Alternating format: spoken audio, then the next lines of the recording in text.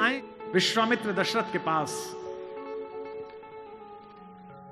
तो विश्वामित्र से दशरथ ने पूछा कि आप तो इतने तेजस्वी राजा ऋषि हैं, थोड़ा सा जल लेकर छिड़केंगे तो राक्षसों का नाश हो जाएगा, आप मेरे बेटे को क्यों ले जाना चाहते हैं?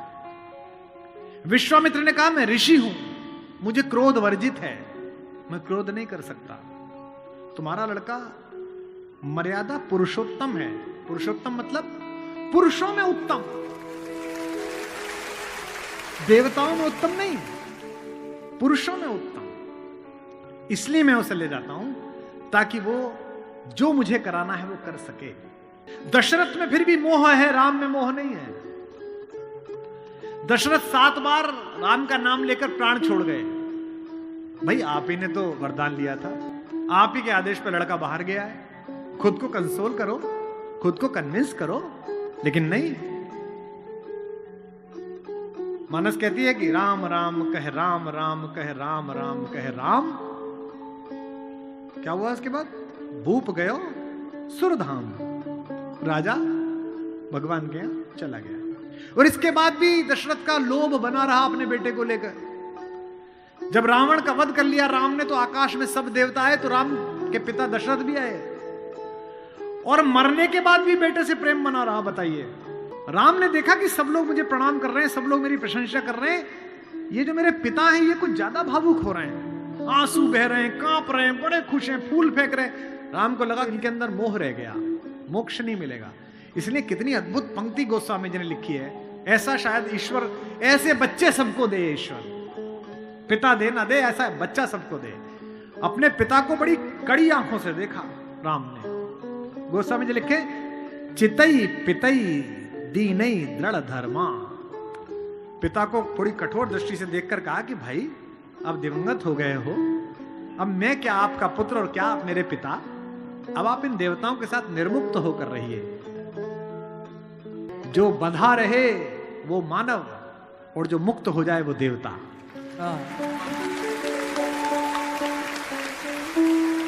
इसीलिए राम चाहते हैं कि उनके पिता मुक्त हो जाएं। राम वन जा रहे हैं, पूरी अयोध्या आंसुओं से भरी हुई है। गोस्वामी जी लिखते हैं, तापस वेश विशेष उदासी, 14 बरस राम वनवासी। 14 साल के लिए राम वन जा रहे हैं। अगर कभी समय मिले तो श्रीमद् वाल्मीकि रामायण का वो 3 पेज पढ़ना जहां कौशल्या अपने बेटे को समझा रही है। अद्भुत है वो, रोती जा रही है और समझा रही हैं। कौशल्या का स्वस्ति वाचन। गोस्वामी जी लिखते हैं कि बंदहु कौशल्या दिशि प्राची, प्राची दिशा, पूरब दिशा जैसी मैं कौशल्या को प्रणाम करता हूं। क्यों? जिसकी कोख से ये सूर्य पैदा हुआ है। क्योंकि सूर्य कहां से निकलता है? पूरब से निकलता है। कीरति जासु सकल जग माची। कौशल्या स्वस्ति वाचन कहती हैं। भरा हुआ कंठ है, आंसू बह रहे हैं, और राम से कहती हैं कि हे राम, जंगल में प्रकृति तेरी सरीसृपों से रक्षा करे, सांपों से रक्षा करे। कहती हैं कि इंद्र तेरी रक्षा करे, मरुत तेरी रक्षा करे, वरुण तेरी रक्षा करे, और बेटा जो जो तेरी रक्षा करता रहेगा मैं रोज उसका यहां दीपक जलाऊंगी। लेकिन एक बात जो आखिर में कहती हैं, वही राम की मां हो सकती थी। और बेटा तू ये मत पूछना जंगल में और जहान में, नगर में रास्ता कौन सा हो, तू जिसका प्रतीक है सत्य, उसी के रास्ते पर चलना। और फिर एक बात कहती हैं, और चिंता मत कर, जिस धर्म की तू रक्षा करता है वो धर्म तेरी रक्षा करेगा। धर्मो रक्षति रक्षितः, धर्म रक्षा करता। तो राम तुम उसी मार्ग पर चलो जो सत्य हो, कल्याणकारी हो, वो तुम्हारी रक्षा करेगा। ऐसे राम का निर्माण ऐसे परिवार के साथ हुआ है। उनके चारों तरफ जो परिजन हैं, जो उनके लोग हैं, राम के भाई भरत, जिन पर सबसे कम चर्चा होती है, सबसे कम भरत पर बोला गया है। लक्ष्मण उनके साथ 24 घंटे रहते हैं। शत्रुघ्न पर तो कम ही बोला गया है, भरत पर सबसे कम बोला गया है। सरस्वती ने देवताओं के कहने पर मंथरा की बुद्धि फेर दी। सरस्वती ने देवताओं के कहने पर कैकेयी की बुद्धि फेर दी। लेकिन जब भरत ने कहा कि मैं भैया को वापस लेने जा रहा हूं तो देवताओं में खलबली मच गई। बोले यार अभी तो गया है ये, और इसको लेने ही चल दिया, और राम भावुक भी है, इसके प्रेम में वापस ना आ जाएं। तो देवताओं ने सरस्वती को कहा कि तुम जरा बात कर दो। तो क्या कहती है सरस्वती?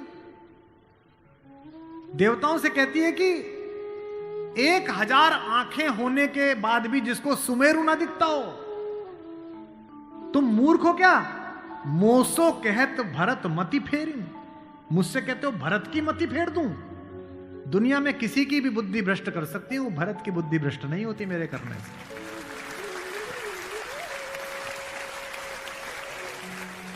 भरत जब भैया को ढूंढते हुए निकले तो पूरे खानदान को लेकर निकले। भरत ने कहा किसी की तो मान लेंगे, कौशल्या की मान लेंगे, ससुर को भी लेकर गए। जब पहली रात भरत वहीं रुके जहां राम रुके थे, भरद्वाज के आश्रम में।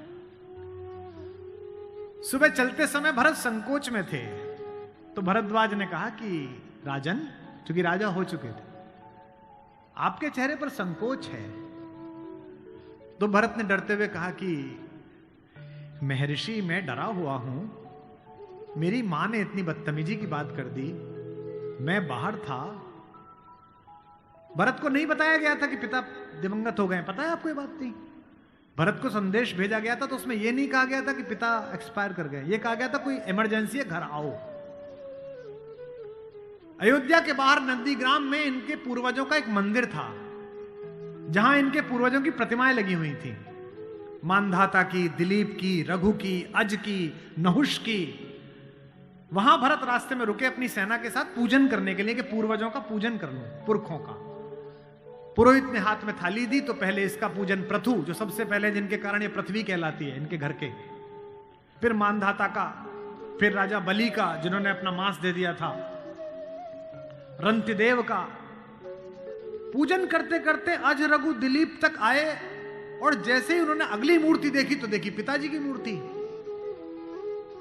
तेज तो थे ही, उन्होंने पुरोहित की तरफ देखा कि ये क्या? पुरोहित की आंख में आंसू, उसने कहा कि महाराज नहीं रहे, और भरत के हाथ से थाली छूट गई। भरत ने कहा मुझे किसी ने बताया क्यों नहीं कि पिताजी दिवंगत हो गए, क्या हुआ था? बोले राम को वनवास मिल गया। भैया को वनवास क्यों मिल गया? आपकी मां ने मांग लिया।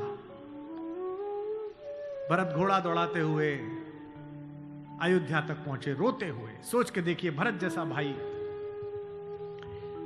भ्रातृत्व में राम किसी का उदाहरण नहीं देते, लक्ष्मण का भी नहीं देते।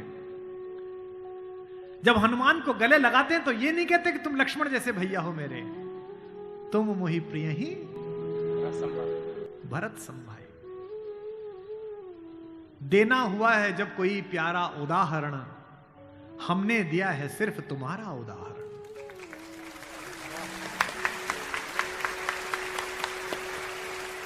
तो भरद्वाज से भरत ने पूछा कि भैया मुझे माफ तो कर देंगे ना? मैंने इतनी बड़ी गलती की, एक ऐसी गलती जो भरत ने की नहीं, उसके पश्चाताप में भरत, मां ने इतनी गलती की, मुझे माफ तो कर देंगे? भरद्वाज ने कहा हे राजन, मुझे पता नहीं कि तुम्हारे बड़े भाई तुम्हें कितना प्रेम करते हैं या नहीं, लेकिन जब वो यहां से जा रहे थे और सुबह के समय उन्होंने गंगा पार करने के लिए पुरोहित को बुलाकर स्वस्ति वाचन का मंत्र किया, तो बड़े खुश थे, प्रसन्न थे कि मैं वनवास पे जा रहा हूं, चेहरे पे मुस्कुराहट थी। लेकिन पुरोहित ने हाथ में जल दिया, और जैसे ही पुरोहित के मंत्रों के बीच में निकला कि जम्बू द्वीपे भरत खंडे, और जैसे ही भरत सुना, राम के हाथ से जल गिर गया और वो जमीन पर गिर पड़े और हाय भरत चिल्लाने लगे, इतना प्रेम तुम्हें राम करते हैं।